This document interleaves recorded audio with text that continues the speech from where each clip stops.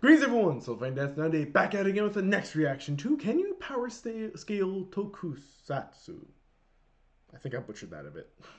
And thought I was getting so close to understanding to say it. Anyway, let's get back to the discussion between Lambo Carisi and Special Form 12 because they were getting to an interesting portion of this. I think I might break up this last portion into two parts as well, but let's see how quickly the discussion goes by and if there's a good place we could stop or if we should just power through. So let's see. Many like loose ends and too many like phrases that are too vague that we get in these series that make it really hard to discuss how powerful a writer or Super Sentai member, to be exact, is. And I think it's harder to scale them in Kamen Rider than it would be in Super Sentai.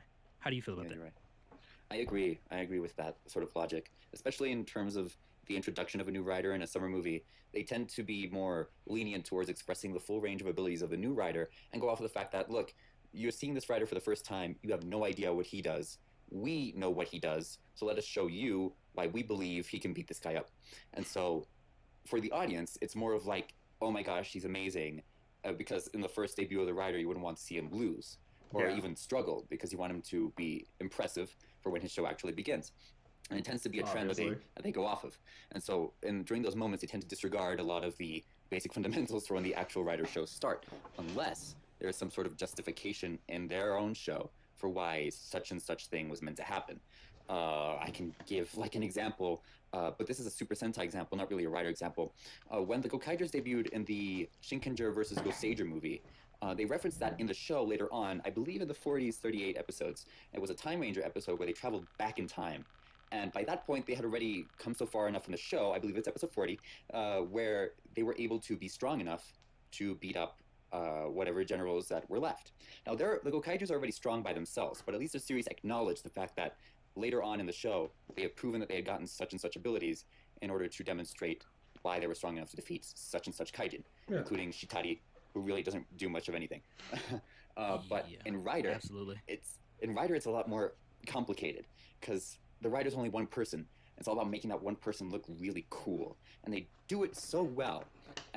But that's the questionable thing, is that the representations in the movies generally don't match up with the representations in the show. It's more of an aesthetic approach rather than a scientifically or statistically based approach to the writer.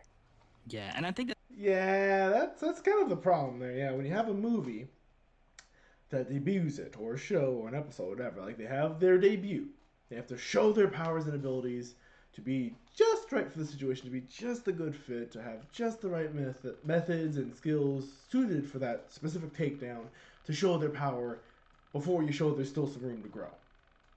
Like every time they introduce like a 6th ranger or a 5th ranger or whoever,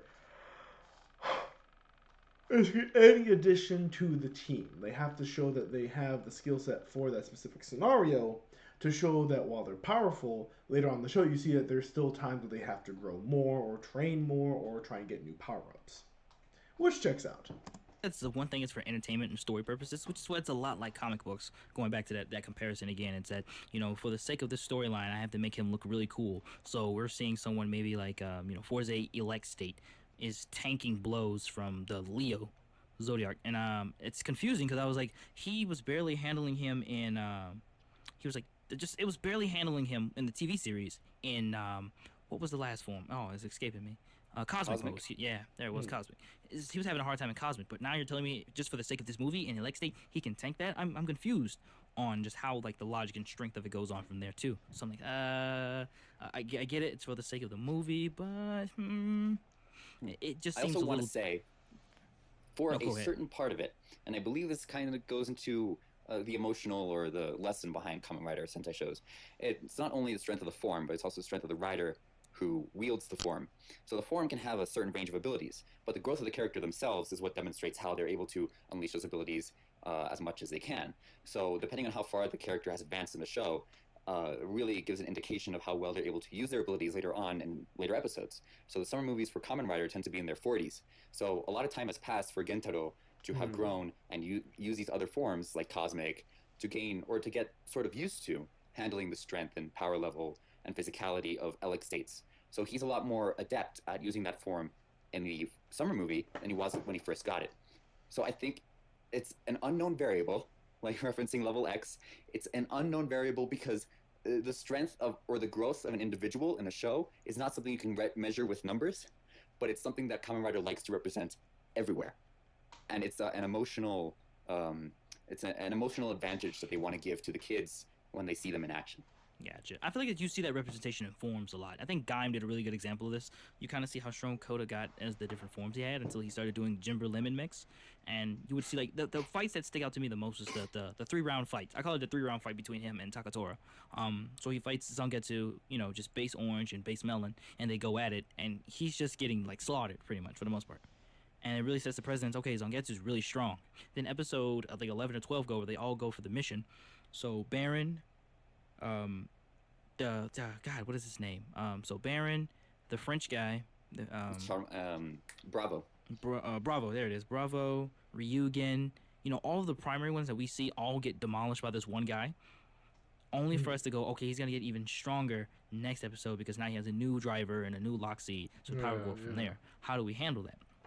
We get Kota, who goes into like Jimber Lemon mix, who's not really on par with them per se, but more along the lines is he's got scaled up higher a little bit. I can do this, I can do that now, and he was doing a pretty decent job handling himself against Takatora in round 2. Like I still takes the L for that one. I still want to give him the L because of what happened in the situation. He found out the truth and stuff like that. But when he comes back in round 3, you see him start really taking over again.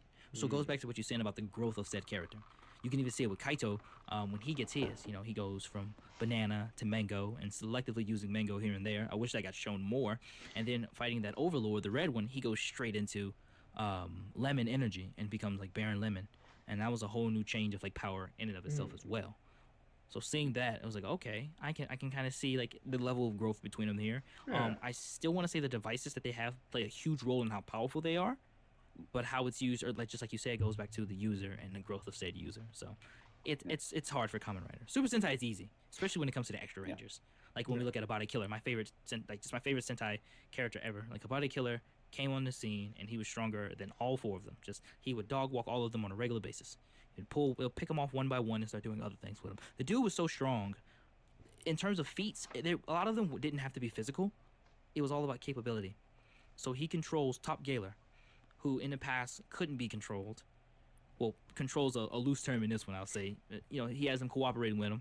Takes one of the other Bakuryus on his side. Then he goes and he forcefully uses this this brace that's technically a bomb, with like controlling that and then still getting a rampage mode out of it, which wasn't supposed to happen if I'm not mistaken. That shows his level of character in terms of power and how he's really like a super strong powerhouse, but he means nothing against a body max. But come on, he took out the 4 other Rangers with his debut, as it were, and just being able to just take them all out like that and just, like he said, dog walk them or turn them into doormats for him to just like walk all over them, literally just like woof.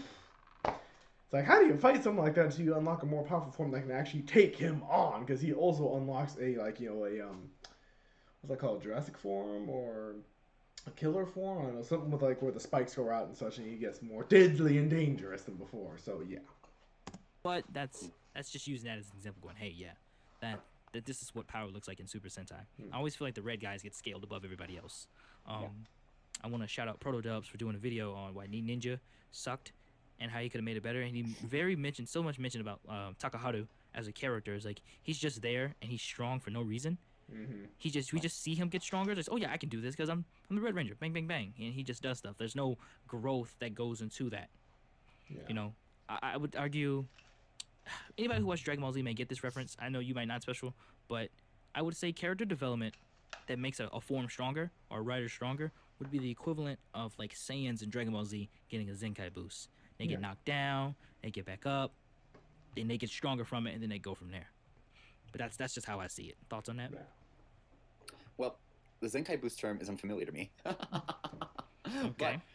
How can you not know the Zenkai boost? It is literally all over Dragon Ball. It's how Goku and Vegeta flub the numbers at times. Oh boy. Oh man, yeah, just so when you bring it up that way.